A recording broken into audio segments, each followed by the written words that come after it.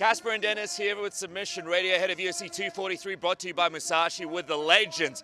John Morgan from MMA Junkie, of course, and Oscar Willis, brother from another mother, and of course the Mac Life representing it down here in Melbourne, Australia. Boys, we're just a day away from a morning of exciting fights here in Melbourne in a stadium. Before we get into any of this, I just want to lean on you first, John, and find out from your experience as a man that's been to some of the biggest fight cards in the world, some of the most attended ones. This could possibly be the most attended come Sunday morning.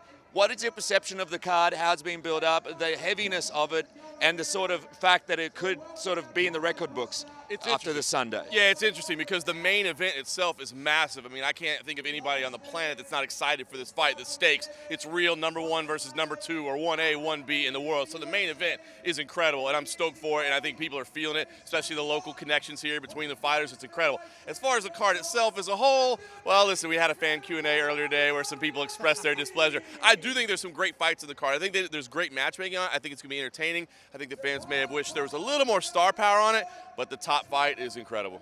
I think one of the things is there's a lot of familiar names and faces as far as the Aussies and the New Zealanders. I just think that the stakes are a little bit low for some of these fights because a lot of the fighters are trying to rebound. You know, people like Megan Anderson, people like Jake Matthews, you know, Nadia Kassem, you know, all great names, but they're trying to find their way back in the win column. I'm kind of eating my words here a little bit, though. I thought that after UFC 234, when Robert Whittaker had to pull out, and also a lot of people, you know, traveling from Sydney all over Australia, they'd be a little bit hesitant. You know, UFC 193, a lot of people kind of disappointed by how far they were sitting and how hard it was to see. And yet here we are, you know, 40,000 tickets sold weeks ago in August. I don't know how many people there are going to be, but are you kind of surprised? And what do you think this says about, I guess, the drawing power of a Robert Whittaker and an Israel Adesanya that kind of on one fight, they've been able to, you know, almost sell out this massive stadium? Yeah, I mean, people are saying, is it going to be a sellout? Is it not going to be a sellout? I think one thing that you have to say is it's remarkable they've got this many people coming. You've got people coming from all over the country, coming out of the Australian bush to be at this card.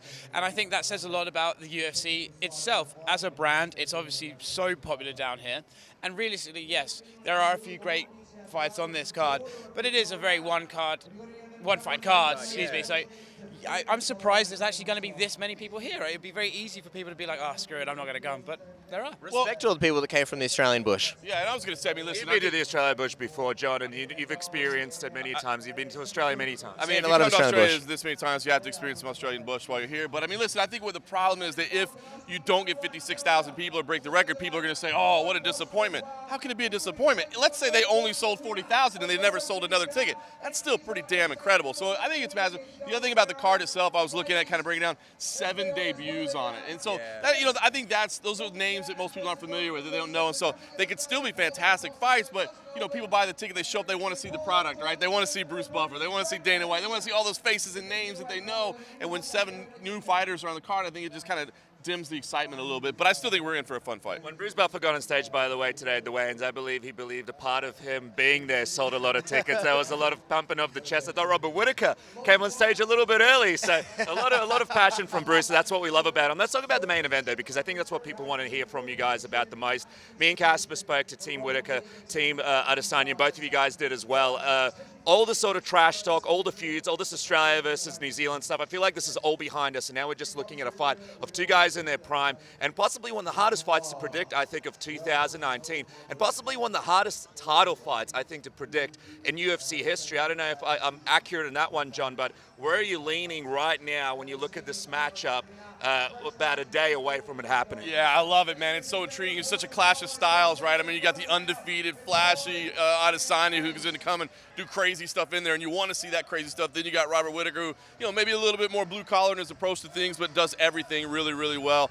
Listen, it's hard to pick against Adesanya. He's undefeated. Nobody's beat him, and he's looked incredible. This run up the ranks is very Conor McGregor-esque. I know it's a loaded comparison, but the rise and the questions that he's answered, it's incredible. But listen, I made a promise to myself. When Robert Whittaker moved up to 185 pounds, I remember the time years back, the big mistake here, man. This guy is just not big enough for the weight class. And I think I picked against him like 7 times in a row. Then the guy goes 10 rounds with Yoel Romero and comes out winner both times. I said, listen, I'm never picking against that guy again. You standing there for 10 rounds with the monster, you're something special. So I'm leaning towards Robert Whittaker in this fight, but to me, it's a coin toss of a fight, and that's what makes it so fun, so exciting. I mean, just, you know, moments earlier when we were watching the stare down, you know, the video package that the UFC put together, and then they actually get on stage and the intensity, and it's a good one. I'm leaning Whittaker, but man, anything can happen in this fight. You know, it's funny, you mentioned some of the things like Robert Whittaker moving up from welterweight to middleweight. This card, some of the stories is like who was supposed to be a star and who is a star these days. So like Robert Whittaker, when he beat Brad Tavares in, you know, his second middleweight fight, Jake Matthews was the flag bearer for Australia. He was the guy, he was undefeated, and the guy that the UFC was putting the stock into. And we see he's on the card trying to rebound. Rob Whittaker's in the main event. And I think same thing with Dan Hooker, right? Dan Hooker early was like the big promise, and we'll talk about him versus Ali Quinto, but he was the big promise for New Zealand. And then we see this new guy in Israel Adesanya come in, and you know, and Dan Hooker's main eventing, so it is kind of that CKB versus the world vibe for this card. But just as far as the main event goes, Oscar, what do you think as far as how it goes down? Well, I mean, we're just talking about the intensity. I think, like Dennis said, the trash talk's over. I think, you know, they promoted this fight with the New Zealand versus Australia thing, and it works up to a point. But now we're here. All you need to see is that face-off. Both of them tense, jaws tense. It was fucking unbelievable. I was so excited. I was sitting there looking at John Morgan like, yes, yes. As far as the star power, I don't think you can sit and watch Israel Adesanya talk for more than 10 minutes without coming away thinking this guy's got that it factor. We talk about it all the time. It's so hard to quantify. He just has it. The guy is witty. He's quick with every answer. You can throw anything at him. He doesn't pause. He doesn't think. And that's not to say Much like your employer, right? Yeah. Yeah, but that threw me off there. Unlike me, but to say that, that's not to say Rob doesn't do those things. But you know, Adesanya just has that thing, and I think realistically, a lot of the fact we're in this stadium on Sunday morning is because of Israel. I don't think Rob could sell this without Adesanya. I think it's just one of those fights that just comes together. Dynamic works perfectly. I want to jump in just really quickly, Dennis, and ask John Morgan, who do you think has the more pressure going to this one, and who do you think needs this win more? I kind of feel like, I know Rob and his coaches have shut this down. I feel like it's kind of a redemption story for Rob. It's a bit of a comeback story, because I think after pulling out, you know, after even the last Romero fight, you know, it was a great war. A lot of people came away thinking Romero won that fight. I think a lot of people were questioning whether Robert Whittaker is going to be the same guy, you know, after some of the injuries. And, you know, I also feel like Rob's kind of like that Stipe Miocic guy. You know, he does all his actions and talking in the cage, not really a big media guy. And if he didn't have the belt, I think the UFC wouldn't promote him nearly as much. Exactly where I was going to go with it. And not so much about the redemption story. I mean, I think, you know, I asked him about that. He said, listen, you know, I don't feel guilty. He's like, I almost died. What do you want me to do? I mean, I can't live with guilt because of that. So, I don't selfish, think so much, man. Yeah, Come on, dude. So I don't think so much the redemption story there. I think it's what you said there. I like, how do you market Robert Whittaker if he doesn't have the belt? I mean, I love the guy. I mean, he's incredible. I think, you know, he never liked doing media. I think he's starting to do it a little bit more. I don't think he necessarily loves it, but he understands part of his job.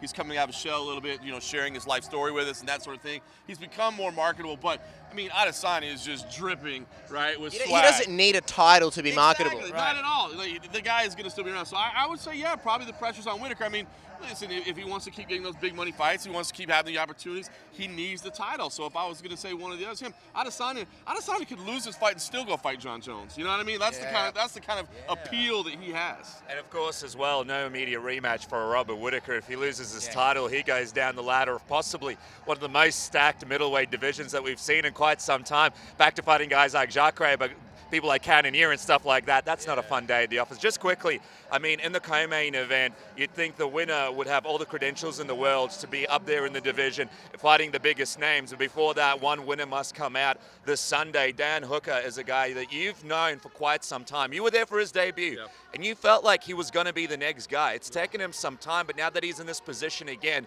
what do you think this would mean for him if he can beat a guy like Al in front of a stadium here in Melbourne? This will be massive, and I think that's why Dan has been so respectful of Al for coming down here and doing this. You know, realizing that Al's the guy that's got the respect, Al the guy that's got the ranking, and to come do it in Dan's backyard. This is a big moment for him. Dan Hooker, you're right. I've been high on him from moment one. I remain that. I think he's a well-rounded fighter. He's got all the skill in the world. He's a smart guy. He's well-spoken as well. I mean, so many marketable tendencies with him, but he's got to win, right? This is a breakout moment for him. I think he's got everything it takes to win this fight. Al, though, tough as nails, man. That guy is not easy to put away. I think it's going to be a hell of a fight, but I did lean Dan Hooker in this fight. Not on his worst day, Cass, would anybody want to fight Al. We saw that with the Khabib fight, and he put on such a great performance. Yeah, and I guess the other thing is when you look at them at the stare down, the size difference, you know, Al, not really the biggest guy. Dan Hooker, you know, he's so big, he's so tall, you're just like, unreal. How do you see this fight going? Man, I think it's just going to be so interesting to me because stylistically wise, they match up well, but actually personality wise, I think they're really interesting to me. You know, they both have that sort of, hey, we're here, we're having a fight, beer afterwards, as I was saying on the MMA Roadshow, you should go listen to that. But they just sort of complement each other quite well, and I think we're going to see that in the cage. I mean, it's only 3 rounds. It could easily be a 5-round main event of a fight night.